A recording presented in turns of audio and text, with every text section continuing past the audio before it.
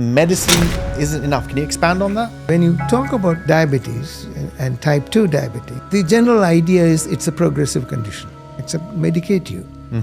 And mainstream medicine has got guidelines on this. Medicines are prescribed, which lands up finally with insulin. And none of them reverse the condition at all. The patient is left with a condition that will lead to complications. The paradigm has changed now.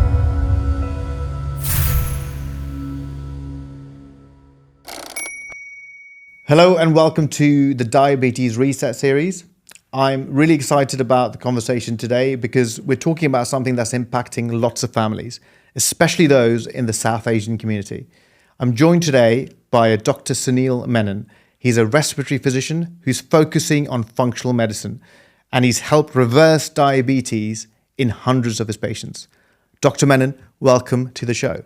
Thanks, it's great to be here. Now, first off, I must apologize. I know it's sweltering hot outside, but in the studio, both of us are baking. How are you finding it? Well, it reminds me of home, where I come from, Bangalore. Well, okay, so you're comfortable? Oh, I'm okay. Okay, Thank great. you.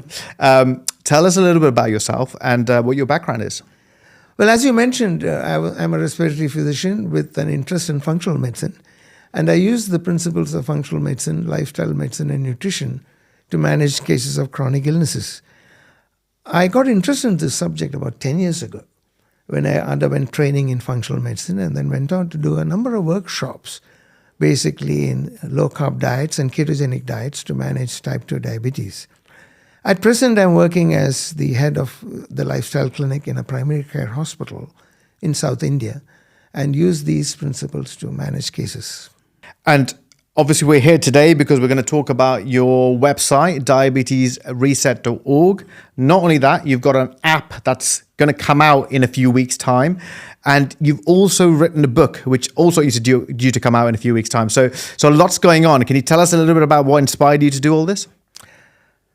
Well, it all began with an audit we did on the cases we were seeing in my lifestyle clinic and the surprising results we were getting in diabetes reversal.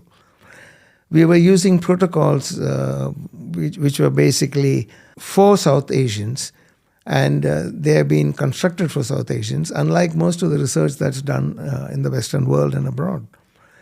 And we did not expect these dramatic results. And once we found these results, we thought it could be a good idea to get it across to the rest of the South Asians globally. And of course, it would be impossible for them to meet me personally for a consultation. So the option was to start a telemedicine system using my website so we can have a virtual consultation with a panel of experts which we have.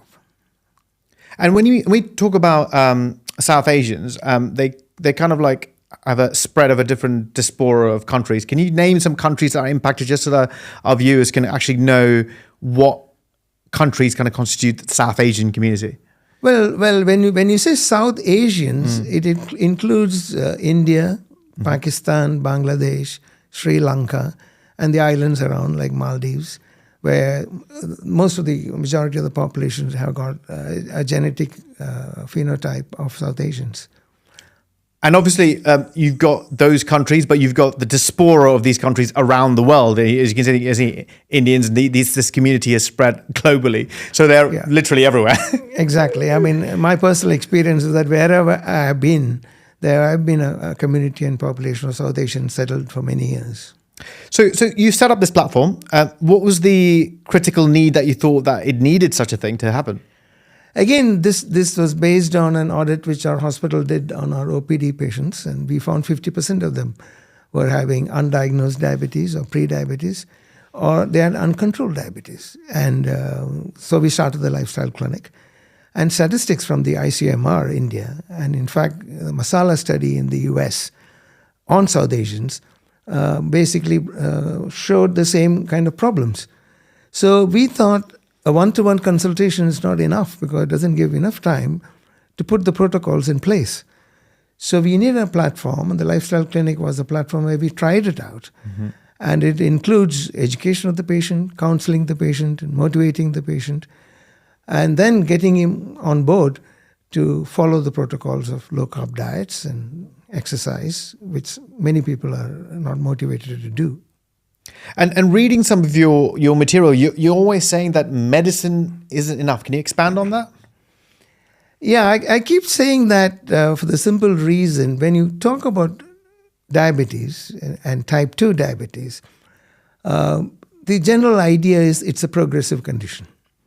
Most of the doctors dealing with diabetes tend to tell the patient that nothing more can be done except medicate you. And mainstream medicine has got guidelines on this. And medicines are prescribed, which lands up finally with insulin. And none of them reverse the condition at all. The patient is left with a condition that will lead to complications. The paradigm has changed now. Science now shows that the root cause of the problem is the high carb diets, which leads to insulin being secreted by the pancreas. And as the disease progresses, the pancreas gets exhausted. The patient also develops insulin resistance. And the reversibility is possible, provided the patient follows the protocol, the mainstay of which is a low-carb diet. Brilliant. And you're essentially talking about preventative care here, but obviously that requires a lot of support around the family systems that you're in. Can you talk us a little bit about the education, the motivation, and the people that you hang around with kind of impacts the decision making to kind of do the things you're advising? I can speak from my own experience from the lifestyle clinic, which is a new kind of research that has not occurred much in India. The principles which I applied required the patient to make dramatic changes in his diet. He has to be motivated to follow and adhere to the program. Majority of them have never exercised in their lives, so we have to teach them that. And he can never do this on his own. So we realized that family support is important. So what we set up is a team that will have counseling sessions with the whole family, in fact, or as many members possible, and explain to them that these changes are going to be of benefit. A patient can reverse the condition if they come early to us, and in fact stop medicines in many cases. And obviously you set up this lifestyle medicine department within the hospital that you're working in, but do you find that this is something that was the gap that you saw in other hospitals that you've seen? Because obviously you've worked around the world. You worked in India, you worked in the UK, you worked in Dubai, and you've got lots of experience around different hospitals. And is this something new that people are doing, or has this always been there, or people have not paid attention to it? Why was there this gap? Well, one of the problems with putting in a new paradigm in science and getting the cooperation from mainstream medicine is always difficult. Because what we actually learn in low-carb diets and keto diets and managing lifestyles in patients is not really taught to most doctors, neither in the medical colleges, nor are the nutritionists trained in the subject. So it's a new up-and-coming subject. And people who are belonging to the group of low-carb diet practitioners or functional medicine practitioners or low-carb specialists, as we call them, or lifestyle experts, as we call them. These are the groups of people who are actually working on the subject and trying to get it into mainstream. There is enough research and there is enough publication in peer-reviewed journals on the topic. And it's nothing new. It is just that the change has to occur step by step and slowly. And all changes in science usually take a little time. And you also have medical students that come to your hospital. And is this something that they're taught through their schooling, or is this something that you're kind of advocating that they're learning on the job with you in your department? Yeah, unfortunately, at the present moment, there's no official training in the topic, but they are posted to my clinic, and they know I give enough talks in my hospital on the subject. The nurses cooperate on that. And our registration department basically knows what I'm doing. And recently, of course, we have done a research and published an audit on our success, which I propose to publish sometime later on.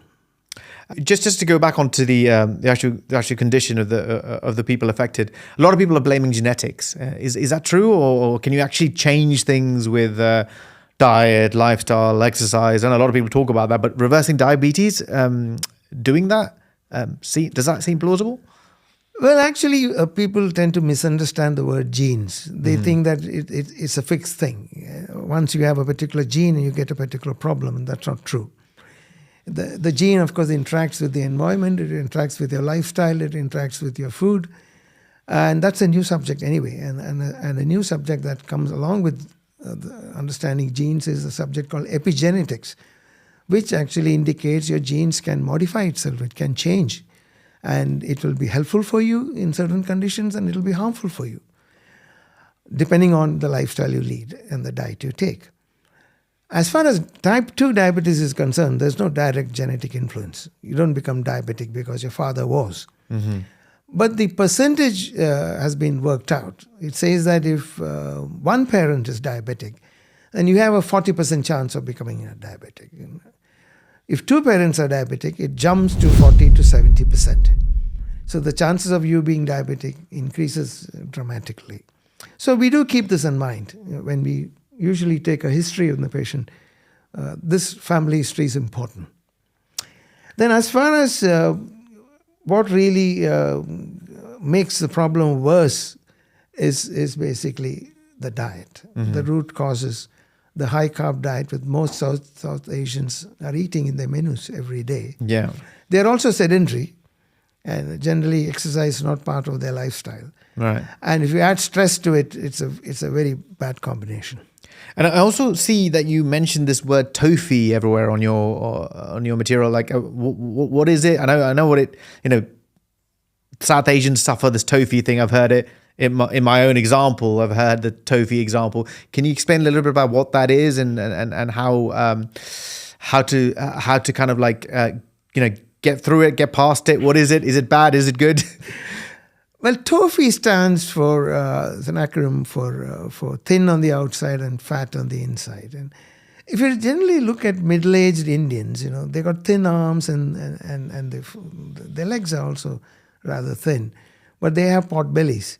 And this is an accepted phenotype. And most South Asians who suffer from metabolic disorders, it's a clue. And that pot belly is not normal. That is where the fat is being deposited. And this has many reasons, actually. You'll find that the South Asians have got a particular genotype and phenotype. And we are born that way, different from the other races. So we don't have much subcutaneous fat. Our muscle mass is very poor, very low. And whenever fat has to deposit, it has no place to go. So the excess carb in our bodies naturally turn to fat, and insulin is in control of that. So the more carbohydrates you eat, more fat you produce. This has to be kept somewhere because there's no way to throw the fat out. And instead of becoming obese, we South Asians tend to accumulate this fat, known as visceral fat, in the abdominal area, in the liver, the pancreas, and other organs. And that's a wrong place for fat to get deposited. And the consequences are, you get uncontrolled diabetes. And that's where the TOFI plays in, because aesthetically you look normal as such. You've got a little bit of a pot belly, but you don't really associate that with diabetes. I'm reading a stat here where it says half the people who have diabetes in South Asia don't even know they have it, or they're prone to be metabolic about it. So how do they? Why is that? You see, diabetes is basically a symptomless disease. So if you look okay on the exterior, generally okay on the exterior, and you go about your work as normally people do, most of them are sedentary, then they don't land up with the doctor with any complaints. They're not tested for their metabolic health. And metabolic health is something being recognized as an important factor, as an early factor that progresses to diabetes. So GPs are not taught about this. Nobody measures the size of their abdomen, called the waist size. There is a waist-abdomen ratio, which should be below 0.5, and nobody measures that either. And Indians don't routinely go for general health checks every year. And in these checks, unless you're diabetic, the abnormality is not picked up. What is important is we must pick up the early signs and symptoms of metabolic syndrome. And that is what we do in our clinic.